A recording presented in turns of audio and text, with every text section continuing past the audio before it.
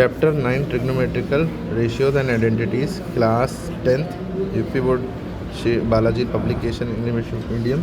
Exercise 9.1 का question number 3 बताने जा रहे हैं। 1 2 हम बता चुके हैं। इफ़ कोसेक थीटा बराबर 2 whole 3/5 then find the value of tan theta and cos theta, ये निकालना है। ठीक, तो इसमें देखिए मिक्स फ्रैक्शन में दिया है। क्या दिया है? कोसेक थीटा की वैल्यू। पहले हमेशा जब भी मिक्स फ्रैक्शन में दिया हो कुछ भी तो इसको इफ प्रॉपर में चेंज करते हैं। तो हमने लिखा कोसेक थीटा बराबर 2 होल 3/5 जो दिया है इसको मिक्स फ्रैक्शन में कैसे चेंज करेंगे? जो नीचे लिखा है इस लाइन के वो नीचे उतारेंगे, इसको इससे मल्टीप्लाई करते हैं। 5 2 10 10 + 3 कितना हो गया? 13। ठीक है, अब देखिए एक्चुअल में कोसेक थीटा की वैल्यू कितनी आ गई? 13/5। ये परपेंडिकुलर हो गया और ये सॉरी कोसेक थीटा का फॉर्मूला आप अगर आप यहाँ से देखें, पंडित बद्री प्रसाद अपॉन हर बोल। आपको पता है ये साइन थीटा का होता है, ये कॉस थीटा का, ये टेन थीटा का ना।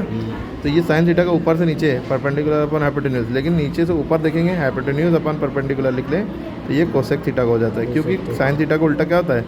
Cosec theta. तो ये आपका हाइपोटेन्यूज है और ये आपका परपेंडिकुलर है। अब हाइपोटेन्यूज परपेंडिकुलर होता क्या है? ट्रायंगल बनाया आपने और ये सबसे लंबी जो लाइन होती है ये हाइपोटेन्यूज होती है, इसकी वैल्यू 13 दी है। अब परपेंडिकुलर ये हो गया 5, इसे खड़ी लाइन को परपेंडिकुलर कहते हैं। एंगल अगर ये बनाइएगा, ये राइट एंगल ट्रायंगल है। ठीक है, इसके सामने वाली लाइन हमेशा राइट एंगल ट्रायंगल 90 डिग्री सामने वाली लाइन हमेशा हाइपोटेन्यूज होती है। एक्यूट एंगल के सामने वाली लाइन परपेंडिकुलर होती है।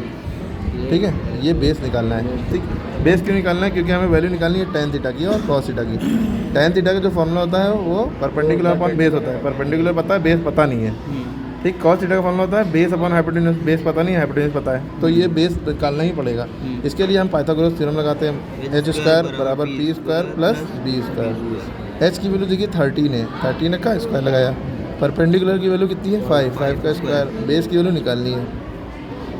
13 का स्क्वायर होता है 169, आप ये याद कर लीजिए। यानी 13 को अगर हम 13 से मल्टीप्लाई करेंगे 169 आएगा। ठीक है, फिर 5 5 25। बेस का स्क्वायर निकालना है। 169 में से 25 गया, कितना बचा? बी स्क्वायर की वैल्यू आ जाएगी 144, इसमें से माइनस करेंगे 144 आ जाएगा और बी जो है स्क्वायर इधर जाएगा, रूट बन जाएगा 16। तो ये स्क्वायर 144 का स्क्वायर रूट जो होता है वो 12 होता है, 12 सेंटीमीटर। तो ये नहीं बेस आपका आ गया 12। अब आपको क्या क्या निकालना था? tan थीटा और cos थीटा। अब आप tan थीटा का फॉर्मूला लगाएंगे जो कि होता है परपेंडिकुलर अपॉन बेस। परपेंडिकुलर की वैल्यू कितनी है? 5। बेस की वैल्यू कितनी है? 12। ये हो गया। cos थीटा भी निकालना है। cos थीटा का फॉर्मूला आपने लगाया बेस अपॉन हाइपोटेन्यूज। बेस की वैल्यू कितनी है? 12। हाइपोटेन्यूज की वैल्यू कितनी है? 13। खत्म हो गया पूरा सवाल। लाइक शेयर सब्सक्राइब करना चाहिए कर दें। उसके बाद बच्चे को क्वेश्चन नंबर 4 5 का आंसर कमेंट में बताएं।